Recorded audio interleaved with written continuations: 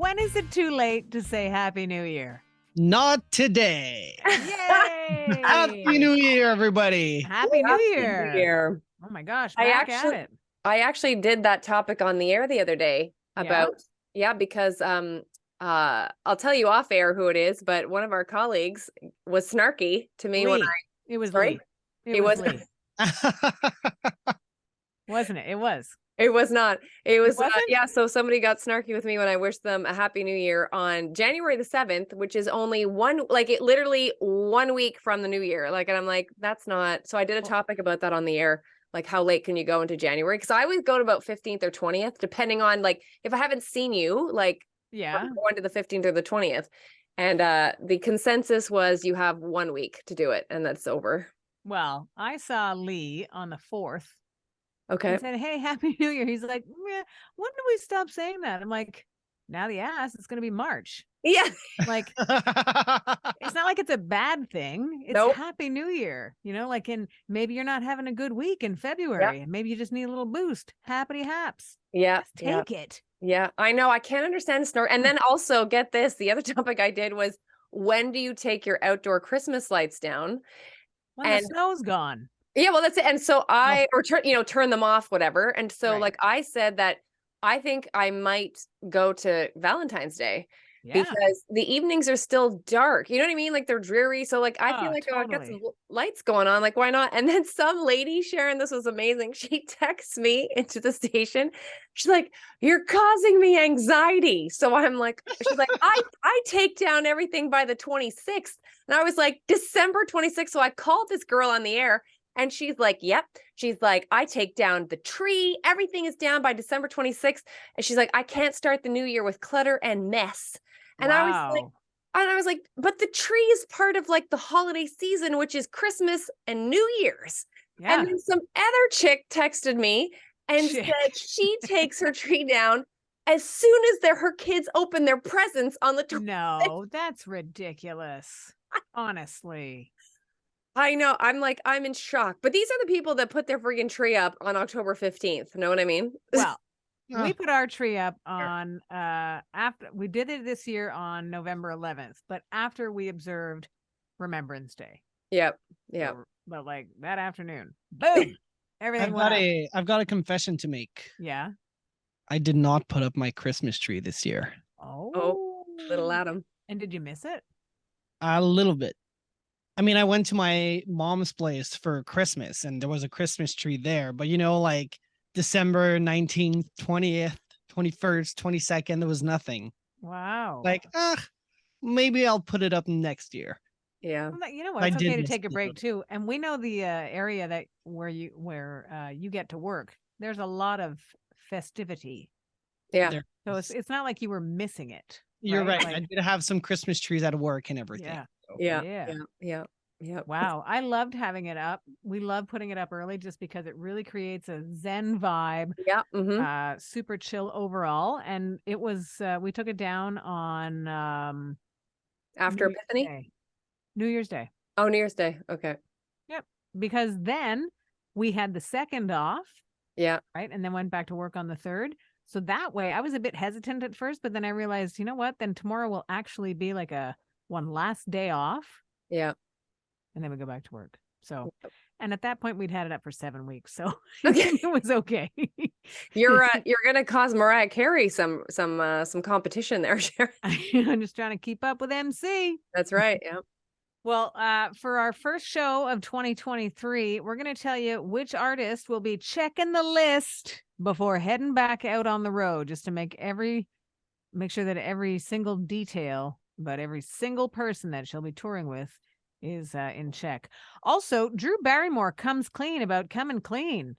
Mm-hmm. Do you hear the tone in my voice? It's a bit surprised. We'll talk about that too. Also, more music news with the album number 8, which is on the way for another one of our faves from the 90s. And of course, Kelly's trivia to launch into the new year, a 90s rewind that'll mark a significant amount of time since we've heard the songs that we'll talk about for the first time. And a very considerate note to their fans from the Foo Fighters who are heading back out there. So that answers a bunch of questions. I figure we should probably start there. Pretty cool news, actually. I mean, people were wondering what the Foos were going to be doing, and the Foos are doing what the Foos do always, which is take into consideration everybody, take the time to make a thoughtful decision, and what they have decided is that they will be going on without Taylor Hawkins. I thought either they're, first of all, I'm sure they're very smart in and of their own right, but if they also have a team that's very smart, I thought it was amazing their timing, December 31st, to put out that note to say, hey, like, we're finishing up this year, we're moving forward, and away we go. Like, it was because they probably knew in October maybe that they were gonna, you know what I mean? Like, for sure. All things considered, the fact that they've got 3 festivals booked for this summer that they just released on their socials today. Yeah, you can't just make those decisions last minute. So it was poignant that they would wrap it up on the last day of the year, a year that they described as the darkest of times for them together as a band. And one of the quotes from the release was, without Taylor, we would have never become the band that we were. And without Taylor, we know that we're going to be a different band going forward. But all the word choices are perfect and positive. Yep. They're going forward. It's not like they're, thoughtlessly just, oh, well, whatever. Like to lose a member of their family, such a driving force within the band, it could not have been an easy decision. But it's the right one, they still have to be able to move forward and create and be inspired by what he brought to the band in the first place. So hopefully that'll be the thing that will be the charging undercurrent of the Foo Fighters moving forward. It'll be interesting to see who they've got to play with them too. So do you think they already know that also? Or do you think that? I would think so. You have to, depending on who it is, they have to learn every single Foo song so that, no matter what set list you have, you still have to be able to think on the fly and be ready. Because they do covers when they perform live. They have, last minute guests come on stage with them, and they just have to be ready, right? Like, what'd be cool is if they actually got a female drummer. That would be cool. That would be. If they got Nandy Bushell, that would be amazing. I would vote for that. And even that little kid, that girl, like, who challenged, like, Nandy, that's Nandy. Oh, that's right. That's it. Yeah, because she's like, is she 12? I don't even know. She's young. She's 13 now. Okay. So technically she's still in high school. Yeah. But they can homeschool that kid. She'll be fine. She'll be homeschooled and, make some tour time. Yeah, exactly. She's still, honestly, she posts on her social media. The energy that this kid has is incredible and inspiring. She's just like, you can't help but think of yourself at that age. And I'm like, I'm not sure if I was that enthusiastic when I was 12, 13. But I like what she's doing. Yeah, no, it's crazy too when you hear these like 17-year-olds that are doing whatever, and I'm like, I was still trying to figure out Velcro. You know what I mean? Like, I was learning how to smoke cigarettes. Good for you for knowing your whole career path. And it's funny because it's true. Exactly. Now I was looking at Foo Fighters have got the Boston Calling Festival booked for May, which is obviously in Boston. They've got something else booked called Sonic Temple, which is at the end of May in Columbus, Ohio. And then the Bonnaroo, of course, they'll do that. And those all look like fun fests. So it's really cool that they are moving forward. And you know what? May Taylor Hawkins rest in peace. He'll be totally there in spirit, as they said he would. No doubt about that. Before you move on to next topic, which I'm not sure if that's trivia or not, but just 2 things of heads up. So I finished the Mel C book, which I should have put on our list of topics to discuss. It's very good. So the sporty one, My Time as a Spice Girl, read that book. It's very good. Read that book. Yeah, because it's really good, and I'm sure I know Mel B put out a memoir which I haven't had a chance to get to, which I think was like 2 years ago.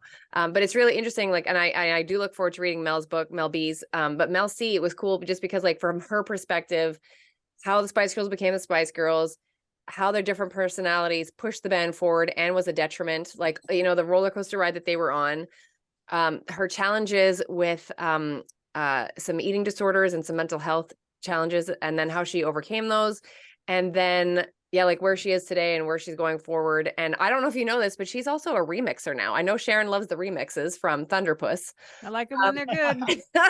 But Mel C is actually like remixing, and I heard one of her tracks and it's bananas. It's amazing. Yeah. Cool.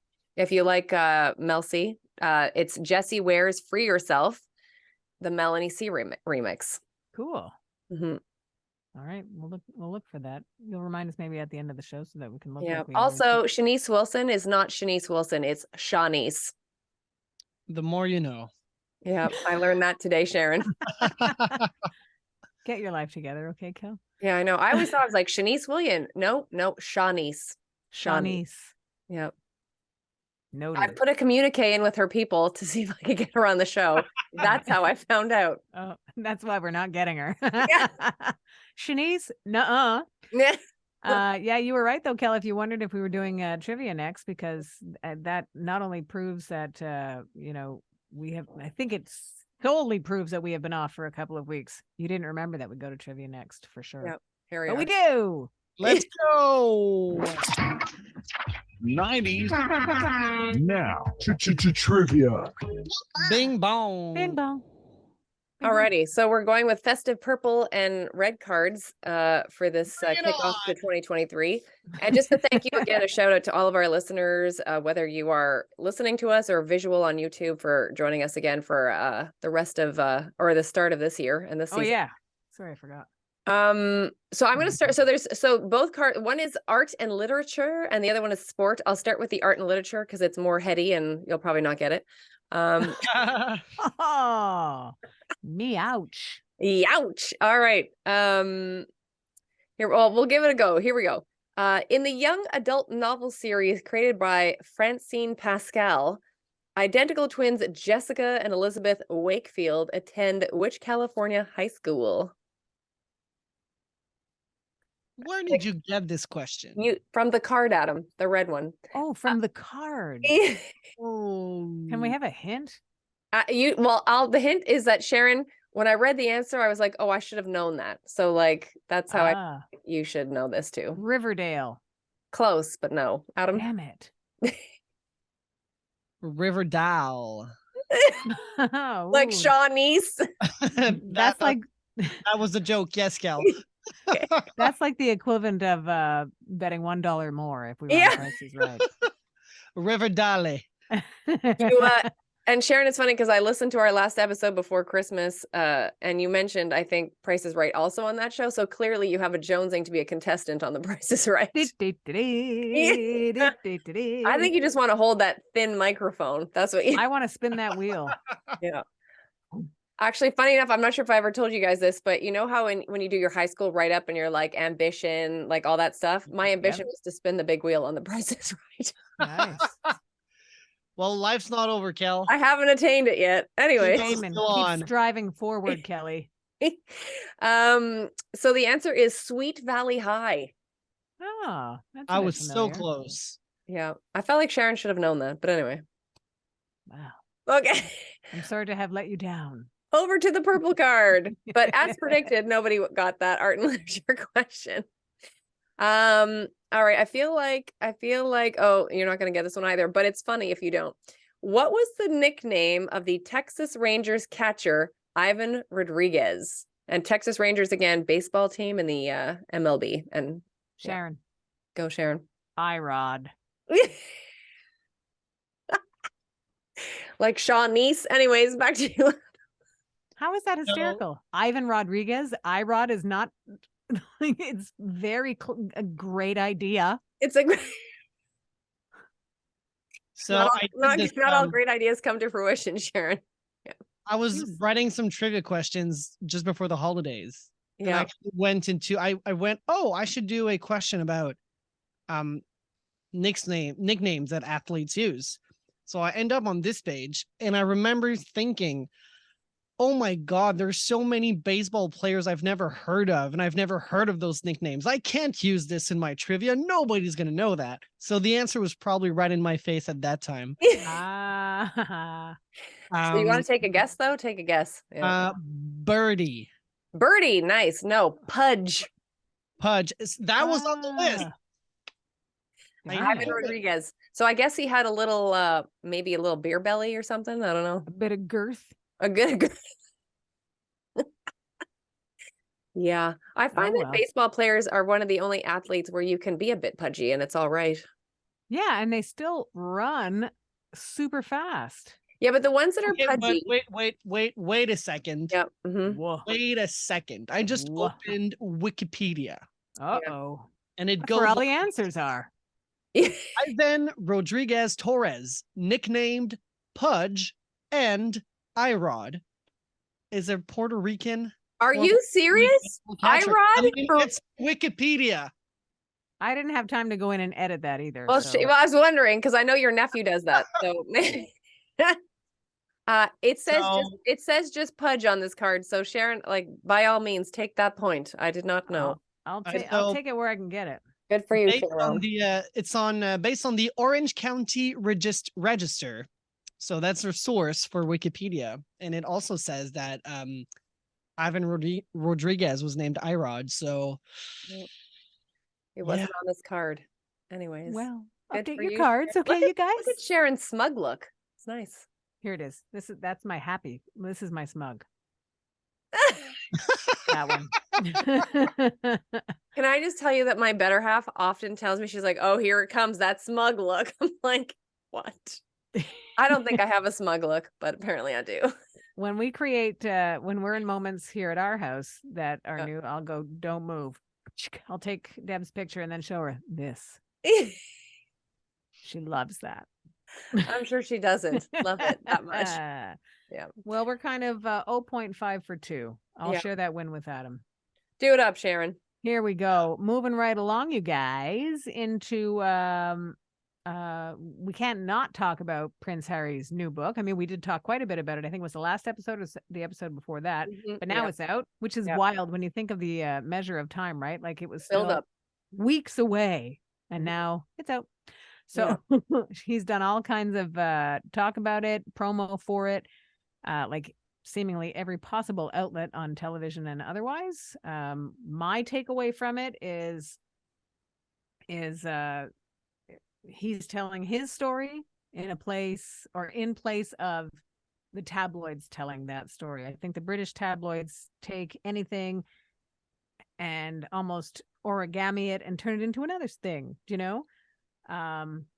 So I find it interesting that there's not much in the way of countering any of the things that he's said so far. And it'll be interesting if anybody else does interviews moving forward. I would like to see on a human angle, just them be able to like move forward in a modern way, you know? Yeah. Just to be able to do good things as a representative family. They don't have any legislative power really. No. Right? Like in the monarchy, I don't think King Charles actually makes the laws. No. So all ceremonial. Exactly. I'd love to see that they'd be able to use their power in a way that can do more positive things and not be snippety with each other, because it's not just Harry's book. This is not new that there would be snip between any of the family members. I'd love to see them just be able to live their lives. Well, they'll be able to. They don't have to be attached to the royal family to do good. I mean, they're famous on their own. They have so much. They're so notorious. So yeah, there's still lots of good to be done. For sure. You know, I read an article where they're like, this is the end of the monarchy. And I'm like, no, because it's like $1 billion business. So it's not going anywhere for England. They need that business. Like they need Prince William and they need Prince George coming along. Like, anyway, so that's that. What else did we were talking about? It was the checking the list. And of course, I imagine this is not surprising to you at all, Kelly, that it's Janet Jackson that's checking things before she gets back out there. Yeah. For a tour that you will see. Mm-hmm. Which show are you going to again? Toronto. Yeah. Very nice. I think I'm actually forgetting. It's either May 23rd or 24th, but I think it's the 23rd. Nice. Long weekend. Long weekend in Canada. Yeah. And the States. It's still like I'm still in a bit of like it's just so funny because I have so many commitments in the summer helping out around the farm and all that stuff that like normally I would have loved to have done like 2 or 3 shows of hers, as I like to do, but it sounds like this will be one and done for me, which is like yay, but also sad because I'm so used to seeing her like a few times which is necessary because like you watch the show and then you clearly miss stuff, even if you're staring right at it. Like, so to get another kick at the can, as Sharon understands with Foo Fighters. So, yep, it's true. And may I suggest you go on the 23rd? Because if you go on the 24th, it will be 0 shows. okay, so it's the 23rd. No. So just make sure you don't miss it. I appreciate that. Thank you. Yeah. Well, what Janet Jackson is doing is applying the Me Too checklist and making sure that everybody on her tour, everybody, has got a clean slate, which is a bit dangerous, I think. How do you do that, though? I guess How that's do you have a clean slate? No. Don't do stupid stuff. How do you make a thorough background check? There's companies that do that.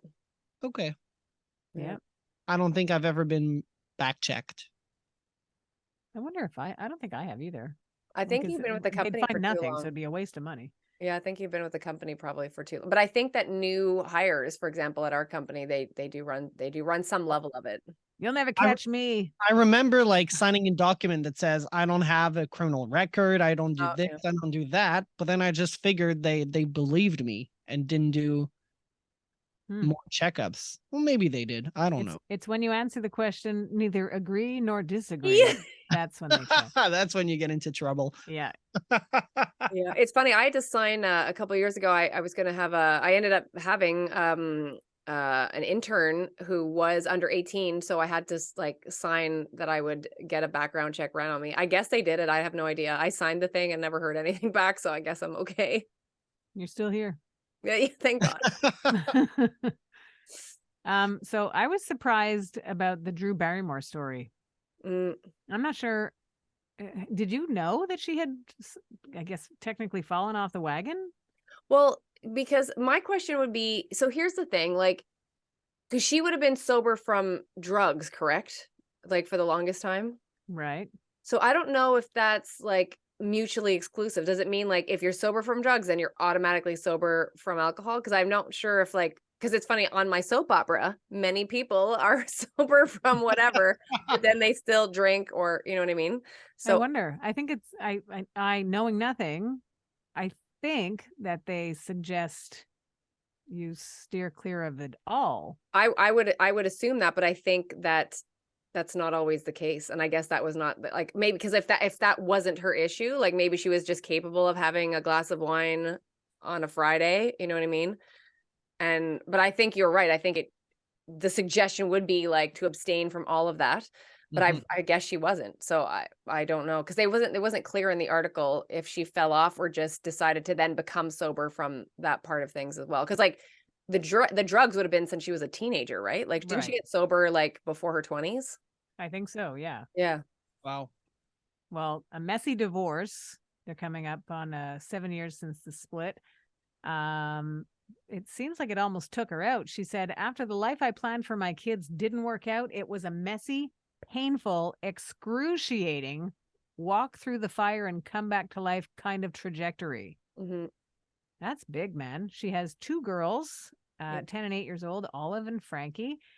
And just back in December, she was talking about how she'd been sober for 2.5 years because she felt drinking didn't serve her. I feel like she probably never fell off the wagon for the drugs recently or in that time period, you know what I mean? But it probably was the drinking that took over, and then she knew she needed to stop that too. And I'll also say, because I remember when she got married to this guy, and like obviously I'm not friends with her, but in all of the articles and anything I read where she was quoted, I could tell like she was so delighted to be married and to have kids. Yes. Yeah. So I could only imagine with that perception that I got of her in the good times, how devastated she would have been when it fell apart, you know, especially because I think, because didn't she came from a broken home, right? So I think she probably had that on her as well, like wanting to keep the family together for her kids so they wouldn't have to experience that, you know? For sure. She wrote in Drew magazine back in November, quote, one of the bravest things you can do is slay those dragons and finally change an awful cycle in which you found yourself stuck. So she said she's finally become free of the torture of guilt and dysfunction. Pretty incredible. Yeah. By the way, I only over the Christmas holidays watched my first real time of her watching her show. I watched like half an episode. Yeah. And I have to say, like, again, I always think she's amazing anyways, but she really blew me away as a host. Like, she's really, I think, coming into her own now. Yeah. And she had Kate Hudson on. That was the episode that I watched. And I think they're obviously buddies, so that helped. But she's just like, no wonder her show is still on the air. You know what I mean? Because this For is sure. season 2 or 3 for her. I can't remember. Which But makes sense when you do the math on now Yeah. she's 2.5 years in. That was the start of the show. yeah. So Because I good for remember her. when they first announced that she was getting a show, and I was like, really? Like, again, knowing like how amazing she is as a producer, how she is as an actress, like I never questioned any of that, but I was like, can she pull off being a host? Because not everybody can do it, right? No, Like not no. everybody can pull that off. So I was like, I don't know. But then I remember knowing, I'm like, if they've announced this, they for sure have done tests with her, like with a test audience. Yep. So she obviously tested very well. And now I see why. Like, she's super authentic. So that's why, just like Kelly Clarkson, that's why people rally around her too. So but I was really proud of, like, it sounds lame, but I was proud of Drew. Like, watching that episode, I was like, you go, girl. Like, no wonder you're doing well. Yep. Yeah, it's true. And you can see with both of them, they're not perfect out of the gate. You know, they didn't come from a broadcasting background, so they're learning as they go, but they're only going to get better. Yeah. And they're very good now. So Mm. I think we're at the beginning of something pretty special with both of them. Yep. And so Jay Hutt as well. Got to give a shout out to Jay. Oh, she's super genuine. Yeah. Super, like, and Sherry Shepherd, like, she's also was a great choice to take over for Wendy Williams. Like, she's just killing it. She because of her comedic background and being on The View, like, she's already super solid. Like, super solid, Sherry. Yeah. She's she's got experience, and that's really good. Now, speaking of experience, cheesy segue. Our old friend Shirley Manson. Oh, and her band Garbage. I'm not even sure what accent I'm doing anymore. Because it's been a long time since we've had Shirley on. But a new album is coming. We just got another album from them back in 2021, which doesn't seem like that long ago, but we're, coming up on 2 years. But now they're back working on their 8th album as the follow-up to No Gods, No Masters. Was that the name of? That sounds right. Yep. So that they're just a few weeks into that process, but they always get very excited about making new music. And so they're in the excited phase. And we'll keep you posted as to, release dates and stuff like that. We'll give you the progress report. But for now, you guys, we're going back with a 90s rewind. What year? 1993. Oh. Figure it's easy math to go back 30 years. 30 God, years. I almost forgot we were in 2023. It's I know, crazy. it's And wild. and that was like a Sharon, weird like, feeling in my brain. this year it's the 30th anniversary of the Janet album. Can you like, it's bananas to me that it's 30 years since that album. Incredible. Well, this was a time when we learned that rhythm is a dancer. And it was Snap that let us know that. Of course, Madonna kept us on the dance floor and kept it full with the disco-tinged classic called Deeper and Deeper. Great song. I'm totally going to add that to a list right now because it's been in my head all day. Our friend Kentucky Shane might remember that the Spin Doctors had another song called Little Miss Can't Be Wrong, which was blasting out of the radio at this time back in 1993. Annie Lennox gave us one of those songs that sounds like a triumph, but it's more like a take me back, please kind of song. Like, really, when you hear Walking on Broken Glass, you're, at least I do anyways, I feel like she's getting over it. But no, she's really just begging for them to take her back. Great song. And the solo album that was released late summer the year before called Diva was her first solo album for the now member of the Rock and Roll Hall of Fame. And Whitney Houston was still at number 1 with a song that Dolly Parton wrote. Oh, that one. I Will Always Love You. Fun fact, though, Dolly Parton wrote it, probably thanks her Whitney stars every night as she goes to bed. I mean, that's a huge hit. Dolly Parton has thousands of songs that she's written, literally. Yeah. But fun fact that Elvis Presley almost recorded that song, but didn't. Why, you ask? Because he wanted a writing credit, which was what he usually did with songs that he covered, right? Dolly was like, no. And they were surprised by her forthrightness. She's like, no, I wrote it, my song. So he didn't record it. Go, Dolly, go. Good And that's your 90s Rewind. job, Sharon. Nice. Did you see a Miley and a Dolly performing I Will Always Love You at their New Year's Eve special? That was pretty Yeah, I saw they're clips. great. Isn't They're great. Dolly's her godmother, is she not? Yeah. Yeah, that's amazing. Her, Also, what does she call her? Her god doll? No, isn't there something? No, there's something. Yes, it is godmother, but she calls her something. and as of the date of us releasing this show, Miley's song Flowers will be out. Ooh, Single. And there's Nice. an album on the way, March 10th, I believe it is. And here's big news. Everything But the Girl is back working together. oh, fun. So there's supposed to be a new album on the way this year. That's amazing. Isn't that crazy? Yeah, I love it. Yeah, that's good news. Solid news. And also, before we go, over the Christmas holidays, my better half, and Sharon, you're going to love this. There's a parent, and Rachel's going to lose her mind right now because she would know this. There's a show out of Rachel. Australia called Kath and Kim. And it's like these two female comedians, from what I gather, that created the show. And it's like them really going over the top Australian accents, and like they are Australian, but they really, it's like Crikey! Like that? they camp it up. And apparently it was like super successful over there for several seasons. They did a movie a few years after. It came out in the early 2000s, I think. Anyway, she made me watch an episode.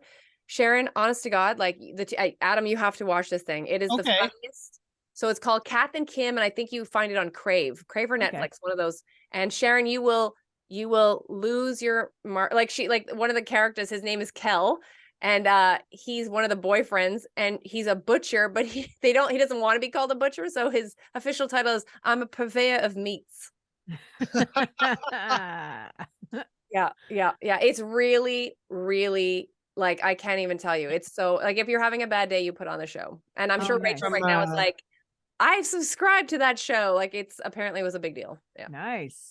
2002 to 2007 were the years. Yeah. Oh, Kath wow. and Kim. Into the internet. And it's funny because in the show they play like mother-daughter, but I think in real life they're really close in age. So it was just really campy. Like it's really, really, and it's like, so even though it was early 2000s, it really feels like, because there's like a fanny pack in there. There's like 90s things going on. So it's a good show.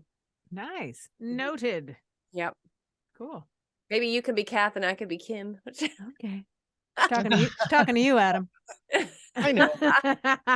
No, he's gonna be Kel, the purveyor of fine meats. Oh, lovely. Hey, well, look at that. Episode number 1 of 2023 in the books. Yeah. Clown. Wow. Thanks, you guys. Thank you. Great to see you. And thanks, everybody, for finding us. We appreciate that you do that and letting us know that you have. Ultimately, we want to thank you for listening to 90s Now. Still happening.